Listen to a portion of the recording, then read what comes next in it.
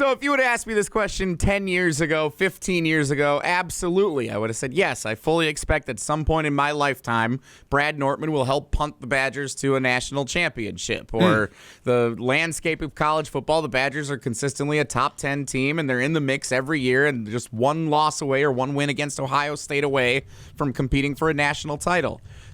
Wisconsin men's basketball in 2014 and 15 with the back-to-back Final Four runs. I'm more skeptical right now than ever that either of those teams will win a championship in my lifetime. I'll be honest. Remember where I come from historically. My freshman year at the University of Wisconsin was Barry Alvarez's first year as the head coach. So they went 1-10. They beat Ball State. I sat in the student section. They were throwing cups at each other all game long. I was like, I'm never doing this again. I started working for the Badger Herald. And by the end of my college student career, they played in a Rose Bowl and gave me reason to dream that Badger football could someday be an elite program.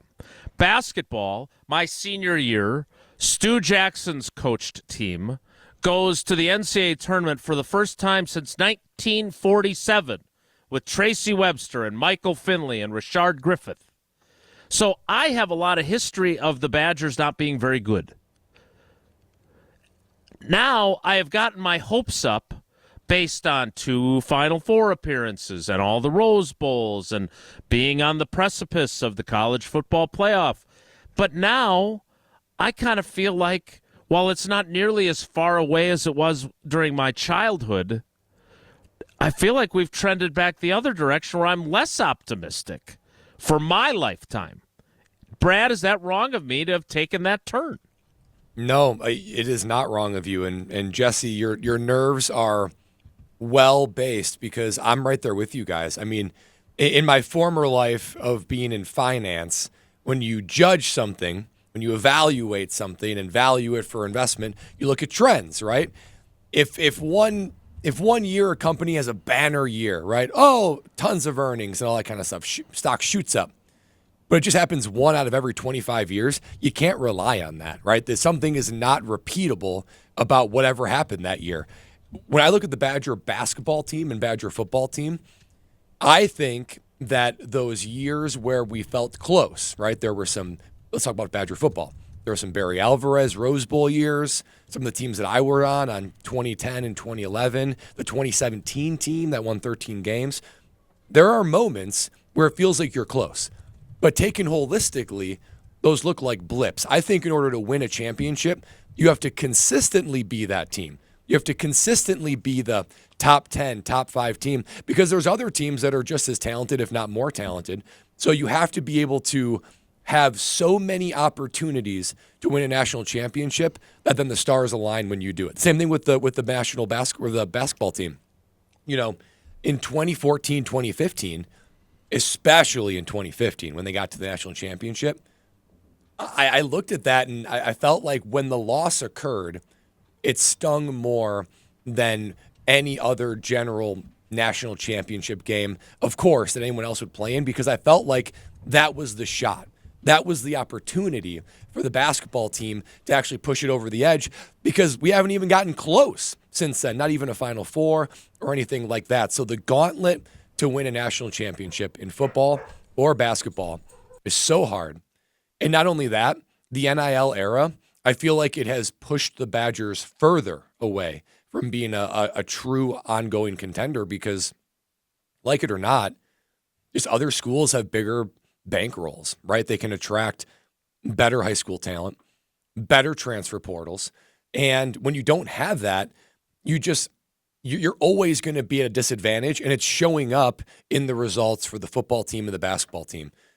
If I had to place a bet, boy, I don't think it happens in our lifetime. I really don't. I think if it's going to happen, I think it's going to be the basketball team. I think it's a team that gets hot at the right time. Clearly, we have a system that you can be a top 3 seed and you can get yourself to the Elite 8, the Final Four. You can get hot and go on a run. That happens. That happens all the time in the tournament.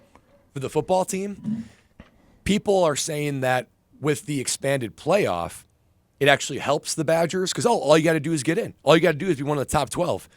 I would argue it makes it harder because if you get to the top 12, the road from, the first games to the quarterfinals, to the semifinals, to the national championship, you are playing every great team along the way. Mm-hmm. So the great team will rise to the surface. In the years when I was playing, or even the year that there was 4 teams in the college football playoff, you only got to win 2 games. 2 games against great teams. Now it's like 3 or 4. And I think that is incredibly challenging. So not to bring this down, I mean, we're talking about Thanks a lot, years Debbie on this Downer. earth and all that kind of stuff. But unfortunately, I'm not sure the years on this earth, I'm not sure we're ever going to see it for the football or basketball team, which is what hurts. That hurts. I know that there are Badgers, because I have some as very good friends of mine. I'm talking about you, John Wesley, who are down on Fickle and the football program and think they hired the wrong guy and all those things. I am not in that group. I am still a believer that this can get figured out, but I don't like the NIL era. I don't like the transfer portal era to the degree that it allows this unfettered free agency. The fact that Penn State's backup quarterback, who played against the Badgers in a game Penn State needed to win at Camp Randall Stadium, was in the transfer portal while his team was preparing for the college football playoff, and that he just leaves the program. They have to fix that, but I don't want to get bogged down in all the logistics of how messed up all that stuff is. My struggle is it feels a lot farther away again. And I remember the feeling of 14 and 15 with Frank Kaminsky and Sam Decker and Ben Brust, and thinking, oh my God, I can't believe this is happening, and hoping it was the beginning of a long run of them being not necessarily a blue blood, but in the mix, making Sweet 16s all the time, making Elite Eights, being on the precipice of the Final Four. That was hard for me to imagine when Steve Yoder was coaching the team when I was in high school, etc. Now I think Gardo has really good handle on a really difficult time in college athletics, but I still think it's going to be really hard. And if you look at this year's bracket as any evidence, a lot of chalk. And I'm guessing a lot of those chalky teams have a lot of NIL money that they're spreading around as well. So it's a really good question, Jesse. I wish I could be more optimistic. The only thing I would say is that there's always a year where someone you don't expect catches lightning in a bottle. And maybe that year happens while we're still here and with a Wisconsin team.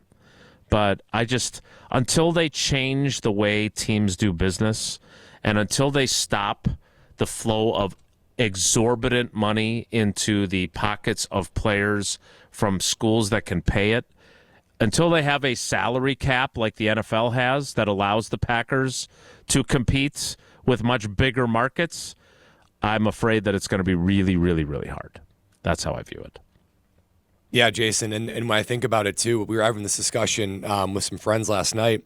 It's almost a disadvantage. Now, this argument breaks down a little bit because you see Bama and Florida; those have good football teams and basketball teams.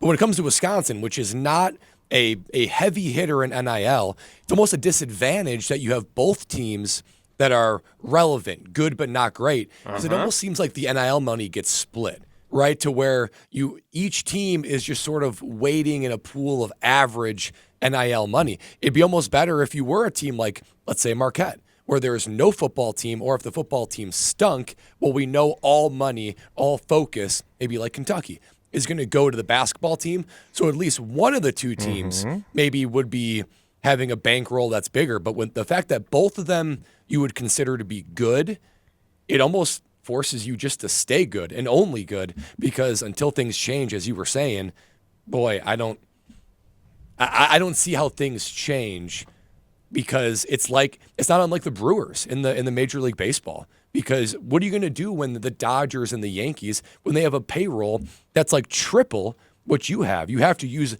obscure tactics to keep players and develop them, and sign Jackson Churio to an 8-year deal before he even has his first major league at bat. So it takes a level of brilliance and a level of luck to be able to actually do it. And